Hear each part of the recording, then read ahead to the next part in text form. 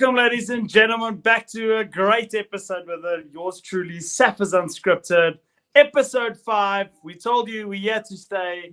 We're on a roll, on the up.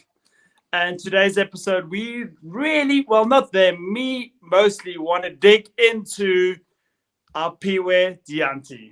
Like, for 4 years, I've wanted to have my say my say. People that abuse steroids shouldn't be playing the game. Clearly, I'm outnumbered by everyone in the whole country. I don't care who you play for. You put your country in disrepute, you're going to have to suffer. What do you guys think? Well, Brett, don't you believe in second chances when it comes to love, when it comes to business, when it comes to rugby? It's a life of second chances. And don't you think 4 years is enough? He's learned his lesson. He was a young guy doing his thing and then getting caught. And now he's paid the price, but now he's back to make a difference. Don't you believe in those second chances? I do not. So coming from experience in my lifetime with love, that every time I've given someone a second chance, they do exactly what they did in the first mistake they made. And the same in business. I trust a business partner, same thing happens. So no, I do not believe in second chances. That's my personal experience. Brevin? Yeah, well, as the saying goes, a leopard doesn't change its spots. So I'm 50-50 on this one. Of course, we know that it is serious when we are dealing with someone who has literally cheated in the sport of rugby. But at the same time, I'm with Divan on this as well. I think second chances are needed. And I think it is going to be interesting to see how he copes when while he's been back. He hasn't been that impressive so far. Can he be better? We'll have to wait and see. So interesting enough, I read a thing today where somebody was talking about giving a person second chances, and somebody commented on that comment saying that he was breakthrough player of the year, but he was on steroids. And look at him now. His steroids aren't helping him anymore.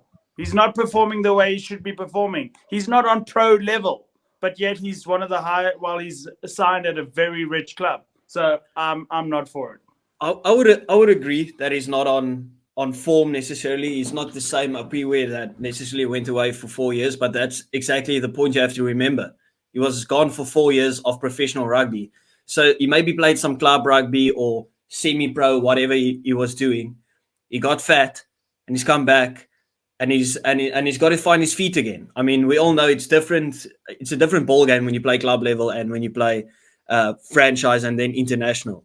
The big thing is, and that's the same reason there's a lot of hype around his name for him coming back, is because he was that breakthrough player of the year. We know the talent that he had. The steroids didn't necessarily make him quicker and stuff. He's still a brilliant player. Do I see a future for him at the box currently? No, obviously not, because we are spoiled when it comes to depth in that wing position. But I've forgiven him. No. With that logic, you might as well say that a Franz Steyn came out of school and all of a sudden he was a springbok. With that logic, then you can't use it. He's been out for 4 years. He's been playing rugby. He's been playing club rugby for 4 years. He's been staying fit for 4 years. He had every opportunity to become the next level player that he potentially could be, according to everybody else. So I think the move to the Sharks, and this is on the Sharks for me. I think the move to the Sharks was a bit too soon. If obviously now this is the decision, Piwe Dianti is back, but the move to the Sharks for me doesn't make sense, in the sense that why are we putting him in the highest level competition in the URC straight away when we could have had him at a Pumas, a Cheetahs, and made him prove his worth again?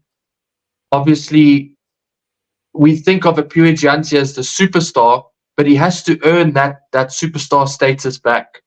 And because when he was that superstar for the Springboks and the Lions, we all thought this guy's going to be the next legend in South African rugby. He's worked so hard to get to where he was.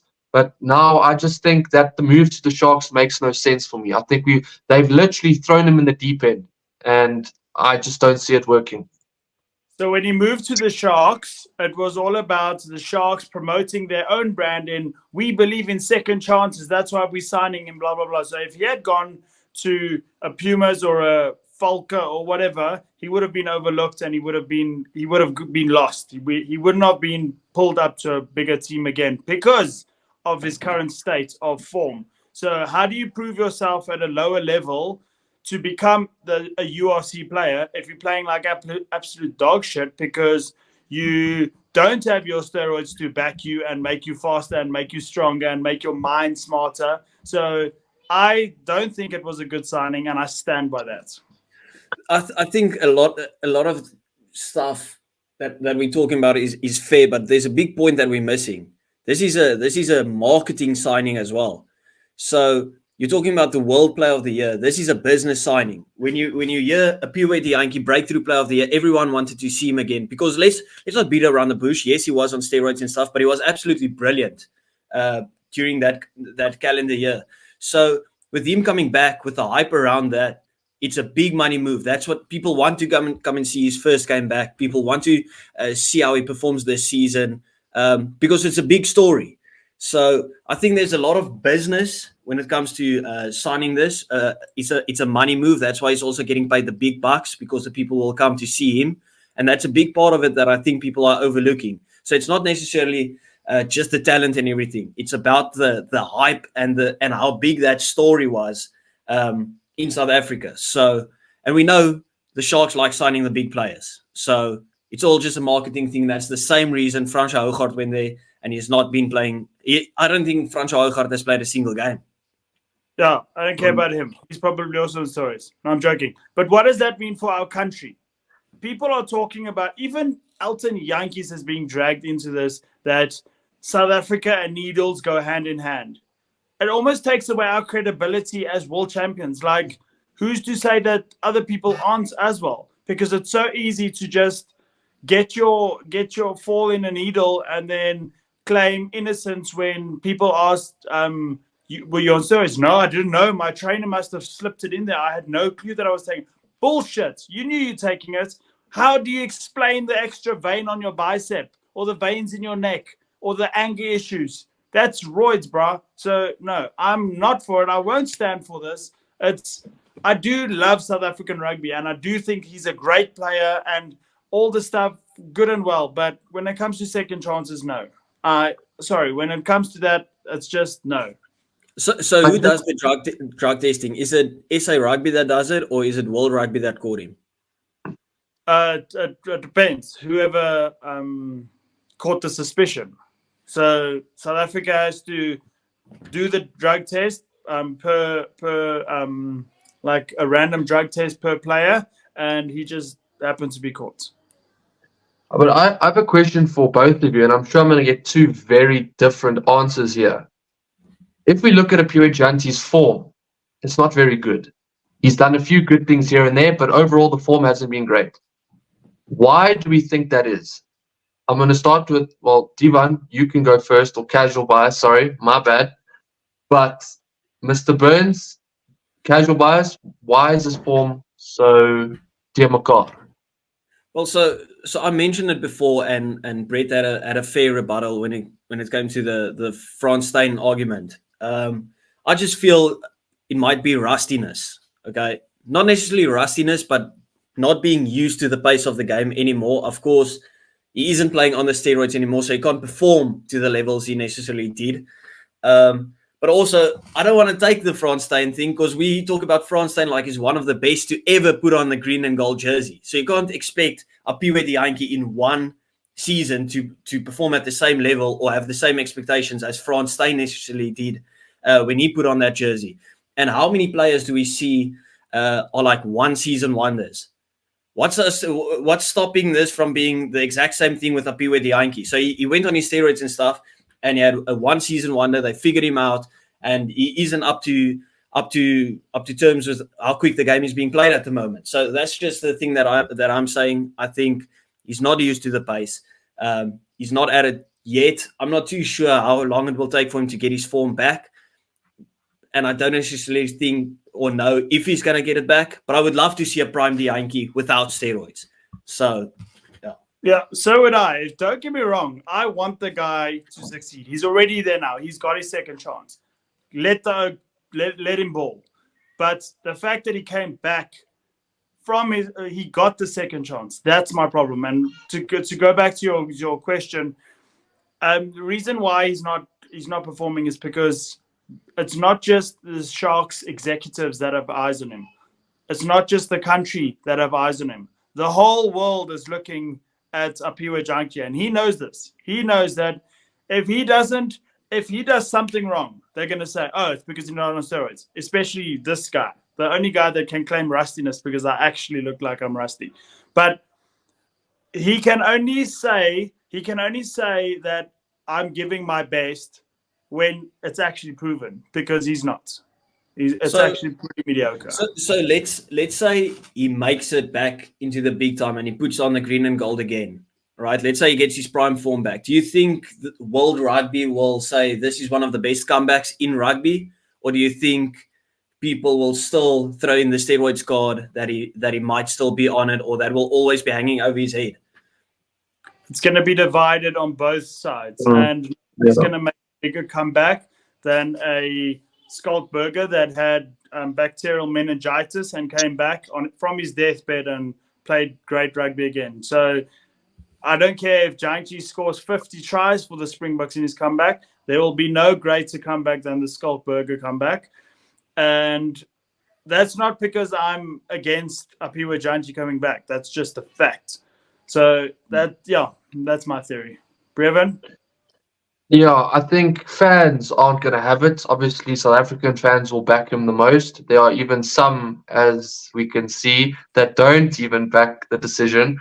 But I think we'll see a massive, massive outcry for this guy to be ridiculed because he was on steroids. And this literally leads back to the point you've made, Brett, of this is ruining South African rugby's credibility. And I completely agree with that, because Yankees, Gianti, we've had players in the past, Chili Boy Ralapele, Basson, who played for the Griquas and the Bulls. These are all guys that have been caught. So it's not a good look on South African rugby, but it is what it is, and we have to now go with the flow, unfortunately.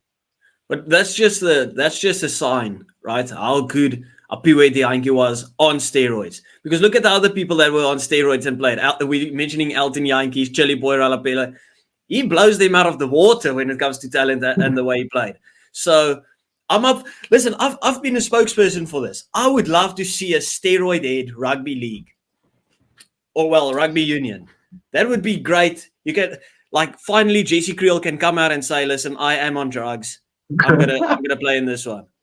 Do not slander Jesse Creel like that. I love Jesse Creel, but there's no way on earth that guy's natural. Just FYI for the moderators, that is not disclosed information. That was merely a little opinion and a dig at Jesse Creel. We don't take any responsibility for anything coming from this video. It is what but it is. At the end of the day, guys, let's be real here. There are thousands of professional rugby players that take steroids in the off season. There are loads of them. Let's be 100% honest with ourselves here. And that's an opinion. I'm not saying that's a fact, but I cannot see how some of these guys are so big, so big, so quick. And look at how they've evolved from the early 2000s to now. It's a completely different ballgame. I don't know what your guys' thoughts are on that. Just to support your point, I don't think it's the hardest thing to bypass the steroid test, because just look at the UFC, right? So I don't know how much of the UFC we watch, but there was with the heavyweights, when we talk about Alistair Overeem, Brock Lesnar, that era, all of those guys bypassed the steroid test. They were found clean. They were on the biggest amount of steroids that all of them have come out and said they were all on steroids, right? But they bypassed geez, I forgot the name that they do the testing with, but all of them Barter testing. bypassed that test. So surely it isn't the hardest thing to do. It's almost more ridiculous that you almost get caught with it, with all the people that are helping you trying to hide it. So, but that's just my opinion. I just want to defend. I just want to defend rugby players in general, yeah, because I had a in 2012 no 16. I was like underweight. I moved from fly off to center that season, and I thought that I was a bit underweight, and I went and saw a professional, and he put me on a 5,200 calorie a day meal plan. I picked up 14 kilograms in 2 months. Not very healthy, but I'm just saying it can He be was done. trying to get you fat. He was saying, listen, in this Brett Burns, we believe this is the next Steven Kitshoff. The hair is already red. Get him up there. Give him the 103 jersey. Easy. Probably. But I'm just saying that it can be done, and I can justify why people are so big, because like if you look at when I was for example when I was at the rugby academy, we ate exactly what they gave us. So meal 1, meal 2, meal 3, meal 4, meal 5, meal 6, and it was a lot. Not always necessarily the most calories, but a lot. So for us to stay healthy and fit and fed, I came from 72 kilograms to 90 kilograms by the time I left. So yeah, it can be done. And how long was that?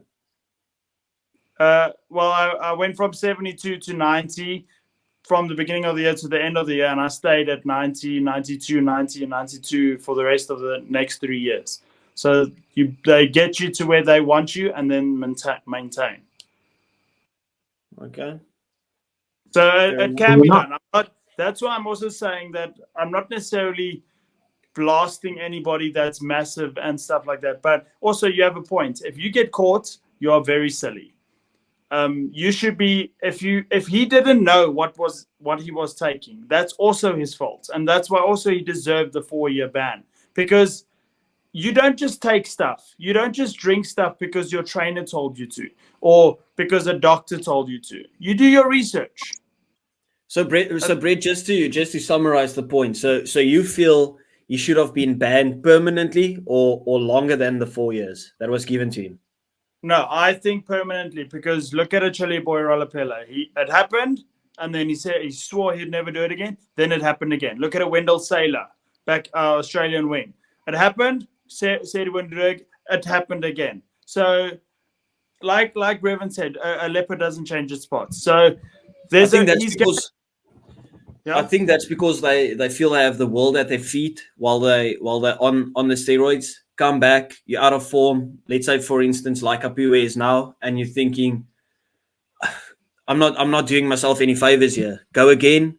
See if we get caught again, then it's done for. Because if I don't take it, I'm done for anyway. I think that's the mindset that some of those guys that are repeated offenders.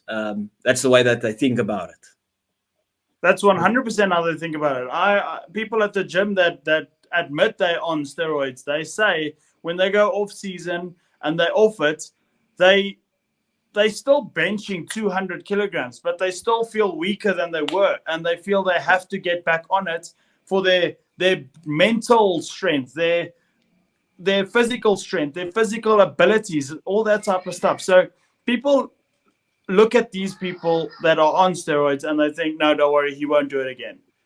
Like how? What's going to go through his mind when he's already on game 4, game 5 of the URC, and he's not performing to what people know he can be, like, if you will. So, Brett, do you feel someone, and this is a shot at the past, right? Do we think Julian Savia was on steroids? Because that guy was flying and then he fell off the radar. Well, I can't deny, or I can't say that he was, and I have no proof. My opinion can be one thing, but then again, I can't say that it is, because if you look at his brother's also an absolute beast. They just maybe benefit of the doubt, they are just physically. They've just got that genetics. Yeah, They've just got the genetics. if you will. It's rugby heritage that Savea is good at rugby. Correct. Literally, those guys are like on another level. But Mr. Burns has raised this question to us in the day, right? And I've been thinking about it the whole day. And I'm going to let him ask the question himself about Julian Savia because it is his question that he came up with. So I want to hear this question because I'm actually very excited to answer it.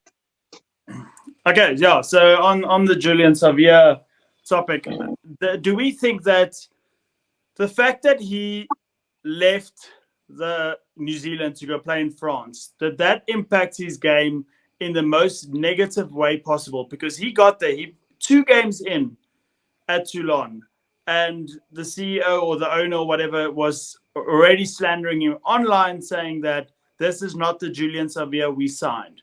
I want my money back, and he needs to go back to New Zealand. Does that not play a massive role in your mind? Like, why would the owner of the company that you play for or work for slander you like that? I truly believe it plays a massive role. So certain people feed off it, right? And they get the act together and they come out with flying colors, and then other people just like crawl into a shell, don't perform whatsoever. Because we are talking about Julian Savia, who had literally the world at his feet. Now I've said this twice, but he literally had dominated rugby for the span of, what was it, 3-4 years, and he was breaking records. I mean, everybody remembers the hat trick he scored against. Well, now I'm saying everyone remembers, but I forgot the team. Was it against France? France. In the World Cup? Yeah. I mean, we're talking about people were talking about one of the best, if not the best winger to ever play the game, like already being put in the category that Jonah Loma was put in. Oh. That is absolutely crazy. So I think having that type of aura around you gets a bit to your head. Then you get that big move. You say, listen, okay, I'm done with international rugby. I've won the World Cup. You move over, and then you see there's still expectations of you. You can't just walk in and just loaf around. And I think the owner had good intentions when signing him, but then realized this guy might be a bit cocky behind the scenes. I don't know. But there's one thing, and most players have the mental toughness to be able to deal with what fans have to say about them, and they're okay with that. But the minute the person you work for starts to not even believe in you after 2 games, like you said, that immediately just makes you feel like, well, then why am I here in the first place? It immediately turns your positive attitude into a negative one, and of course it's going to impact his game. And I truly believe if Julian Savia had stayed in New Zealand, we would be talking about him being one of the absolute greats. I really do. If he had stayed at a Hurricanes, or if he had done a Bowden Barrett and moved to the Blues, I believe he could have been that guy. Like the way we speak of Jonah Loma, we would have been speaking of Julian Savia in the exact same way. I can completely agree with that. I personally didn't enjoy the fact that he wanted to make the move, especially with his brother coming through the ranks. I thought that could have been like a bit of a Whitelock story or a Barrett story of the 2 brothers absolutely dominating international rugby. And yes, he did get dropped. He did get dropped from the All Blacks squad. And that's why he felt he had to make the move. Instead of playing another season to prove himself back into the side, I think he ran away in a sense, because the second he got dropped was the second he announced that, okay, I'm going to France. So instead of fixing it like a Nihi Milner-Skada, think about him, for example. He got dropped and he fought his way back. So, yeah. I think it just... For me, the move made sense, right? So if you get dropped, and in the same, let's say, month that you get dropped, or your position is in danger, you get this massive contract being put in front of you, big money move, you and your family is sorted for life. And And that's all within the span of 2 years. Like, let's say the contract is just 2 years. You have sorted your family out for years and years and years to come. I just think it made total sense to do that when you feel threatened about your position and you have already won everything. Now, I would totally disagree with his move if he didn't win the Rugby World Cup in 2015 and he was still a guy coming through the ranks, because then you just blow your the name that you can make in the game. You just blow it out of the water. Like, you just damage your own reputation. But he's already won it, considered in one of the best All Black sides to ever do it, and then your position comes under threat. You take the big money move. It's not a coward's way out or anything. It's just the easy move to make, the financial move to make. So that's half the point that I'm weighing up for this. So I think it was the correct decision in my opinion. Yeah, that's of course. Family will always, if that was the reason for his move and family was the sole reason to look after them, then you can understand it. You can really understand it. But if there is any other reason, I just think he had so much more to offer. He had, like you say all the time, the world at his feet, and he literally could have gone and, like I say, become one of the greatest rugby players of all time. And it's just unfortunate because as much as we have banter with the All Black fans and the All Black team, the fact is the guy was incredible. So it sucks that we couldn't see him really have that, like you said, white lock story. It just would have been awesome. The only thing that makes sense is the money move, right? Because in 2015, 14, 13, Super Rugby was still kind of at the height of its powers, right? It was still considered the best league in the world. Like, no one thought about the URC or the Prem. The Prem is big in England, but like the Super Rugby was like the big thing with the Rugby Championship coming. So you wouldn't necessarily just give it up because you think there's better competition overseas. The only move that makes sense for me is the money move. And that's actually, I want to bring up a question for you guys. Now, I know I'm not the host today, but I have a question. Do we think the rules and regulations of New Zealand when it comes to they are not having players play outside their country damages what they can achieve when it comes to their international rugby players? Like, we see Richie Mo'unga and Beauden Barrett. Well, there's talks about Beauden Barrett staying at the Blues, but same with Julian Savia. Wouldn't have been better to give certain players, if they've already made a name in the World Cup or in the All Blacks team, the chance to go overseas and get that big money move, but still operate for the All Blacks like we do in South Africa? Brevin? It's a tough one. It's a tough one. I think we have to understand that I think it's completely different in the sense of how we allow our abroad players to play for the Springboks, and I think it's completely different for the All Blacks. The reason I say that is, yes, they don't have the most powerful currency, but it is still quite stronger than ours. And I think they get paid decent enough there in New Zealand. That's just my personal opinion. And I think New Zealand and the All Blacks thrive off this brotherhood. They thrive off it. And that is why I believe they shouldn't change the structures in the sense that if you move abroad, you can still play for the All Blacks.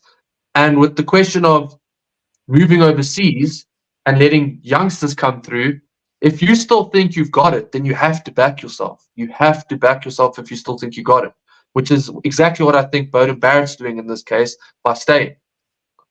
If they play abroad, it also, I think it takes away the fact that the reason why I think they shouldn't be able to play for New Zealand is because of what you just said. The brotherhood, the camaraderie, the fact that making the big money move takes away your shall we say, your New Zealand in you. Because look at Savea. He went to France and he came back at the Hurricanes. He's nowhere near where he used to be. Even though he's now back with where he belongs, he's lost that edge. I don't know what their actual reason is. It's probably public news. I just don't know it. But the fact that he came back, I think he's testament to exactly why they should keep their players in New Zealand. But I can see Casual wants to ask a question, but I have a topic on that too. Why does the fact that Savea got dropped and he was considered one of the greatest, why does South Africa not do that? Why don't we drop a player? He can have 4, 5, 6, 7 games in a row that's absolute dog shit, but he will not get dropped because of what he can do and what he can bring to the game.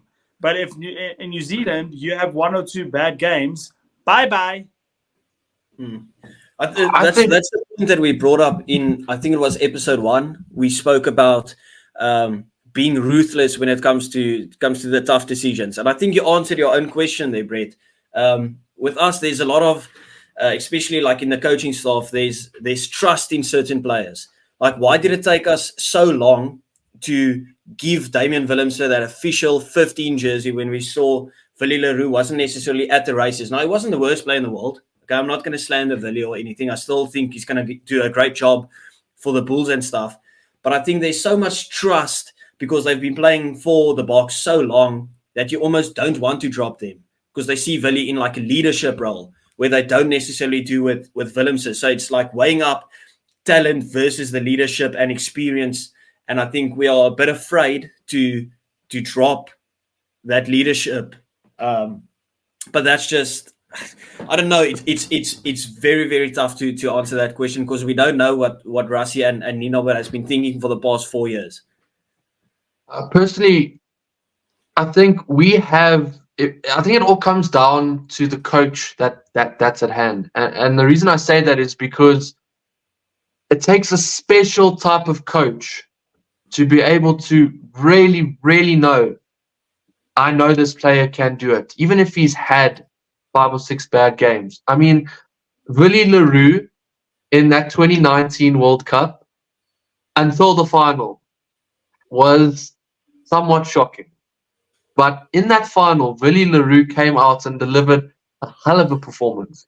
And I think it takes a special type of coach to be able to see that, which is exactly what Rassie Erasmus and Ninoba are for me. There's not many of those coaches in the world.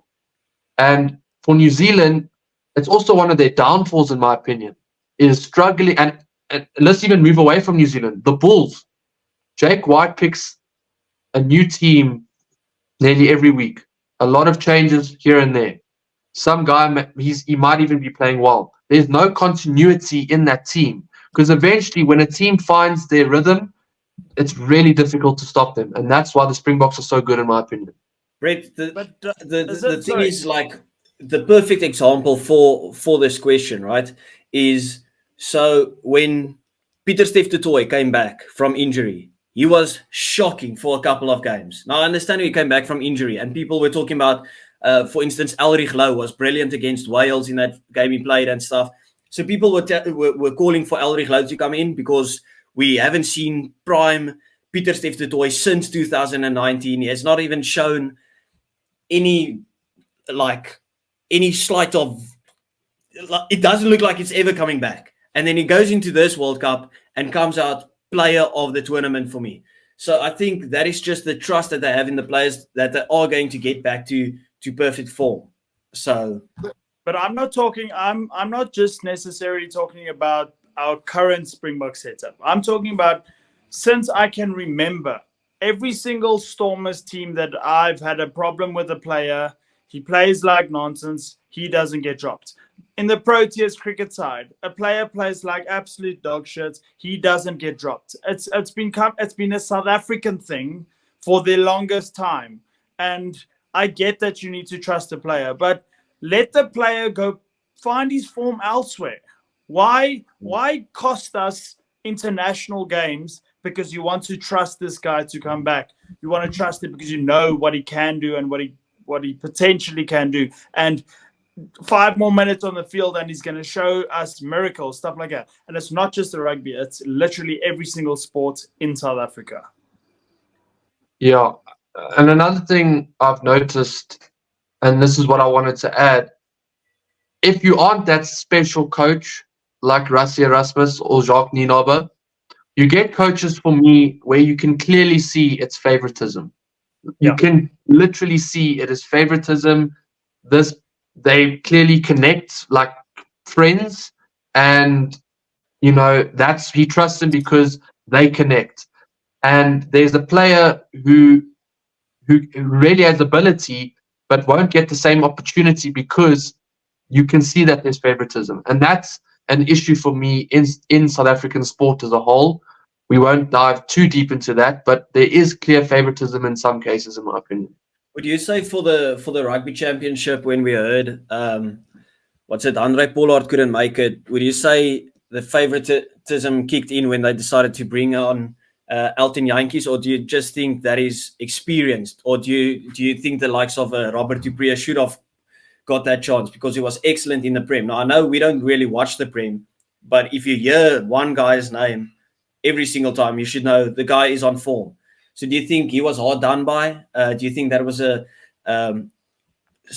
favoritism that kicked in there? Or do you just think it was plain and simple, Elton has experience, he's played fast before, and we already got a new 10 there? Honestly, I just believe that was a nothing selection. They were selecting Elton Jantjies to come into the squad. I didn't even think for a second that he was going to play a minute of rugby for the Springboks. I just think he knows the setup, he can get on with it, he can help those around him. Whereas in the case, if you bring a Robert du Preez, he still has to learn in the Springbok camp. Whereas an Elton Jantjies has been in, as much as he's not performed in a Springbok jersey, he still has the experience in a camp, so he knows what it's about. But I never for 1 second thought he was going to play a minute of rugby. Okay, well, that's not something I personally want to get into. I'll let the comment section, you guys dive into those comments. Let us know what you think on the Elton Jantjies saga. Why was included in the squad? Remember to hit that like, subscribe, hit the bell so you can get notifications from our page. It does help us. We appreciate all of you guys. Thank you for watching this episode. Salute! Cheers, y'all.